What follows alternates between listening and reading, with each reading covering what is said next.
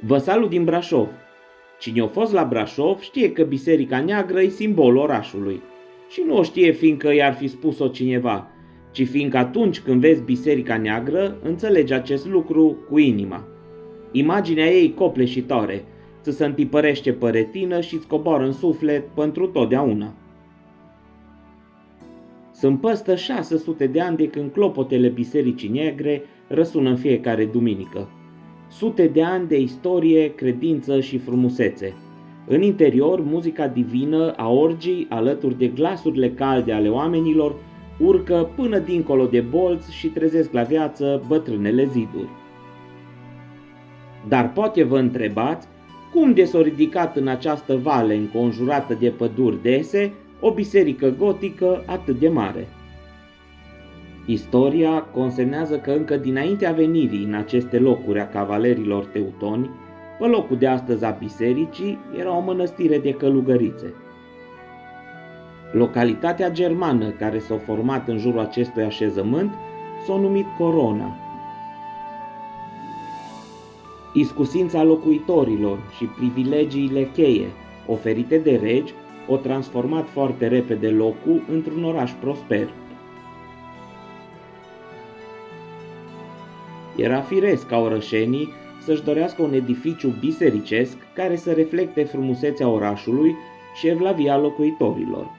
Așa se face că la finalul secolului al XIV-lea au început ridicarea noii biserici. Stilul gotic era pe atunci idealul absolut al construcțiilor noi, iar datorită relațiilor comerciale și meșteșugărești strânse care legau Brașovul de orașul crăiesc Nuremberg, s-a decis ca model al noii biserici magnificul cor cu ambulatoriu al bisericii Sfântul Sebald din Nuremberg. În acele vremuri, comunitatea creștină era de confesiune romano-catolică.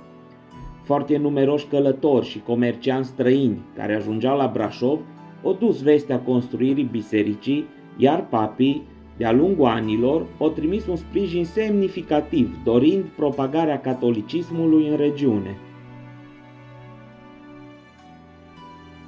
În octombrie 1542, aici a avut loc prima slujbă religioasă de rit luteran din țară.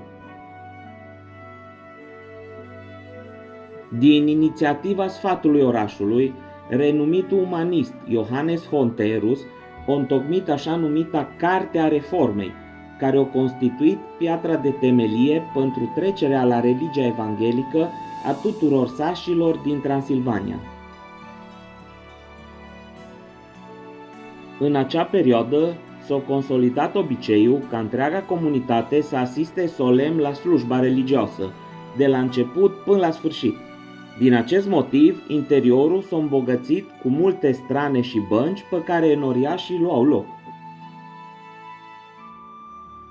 În anul 1689, un incendiu devastator a distrus porțiuni semnificative ale orașului și a deteriorat și biserica parohială.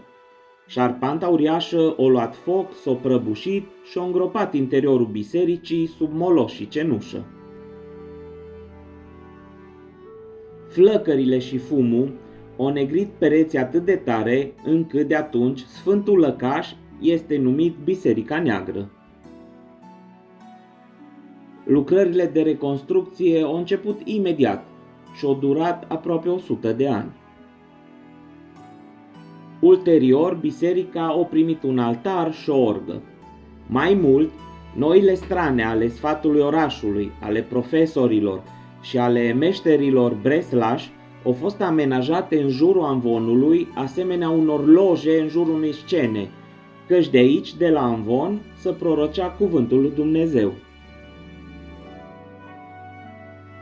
Și cum comunitatea crescuse semnificativ numeric, aceasta necesita mai mult spațiu.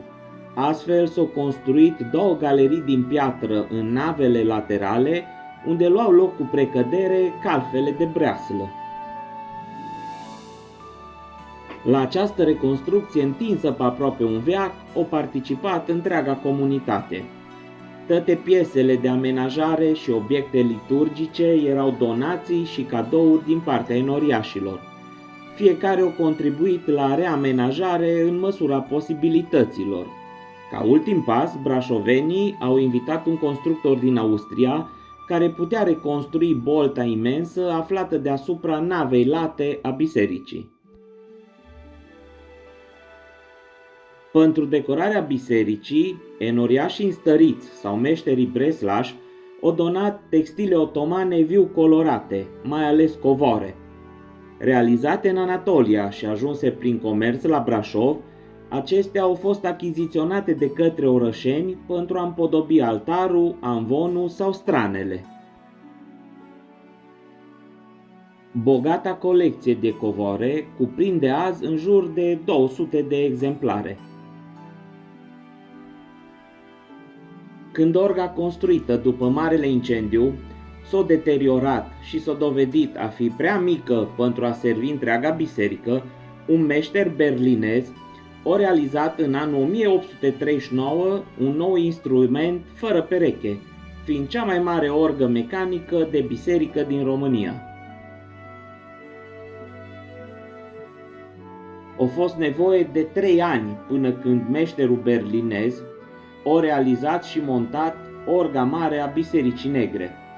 Orga are 3993 de tuburi, 4 claviaturi cu câte 5-6 de taste și un pedalier cu 27 de taste și 63 de registre sonore.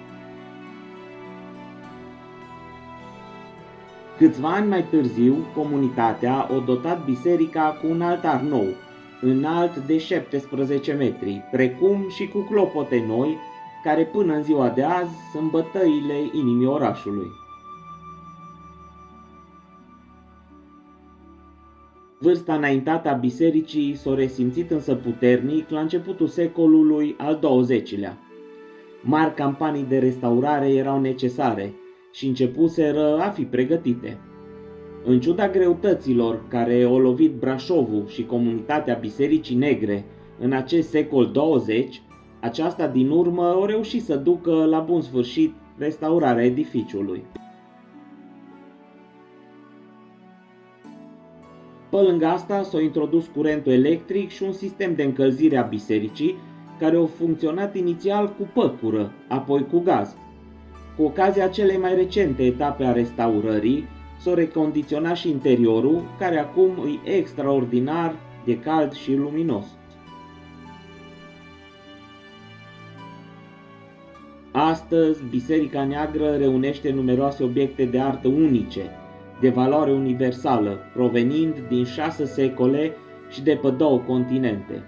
Fiecare este în același timp o solie și o enigmă, invitându-i pe vizitatori să le descopere și să le dezlege.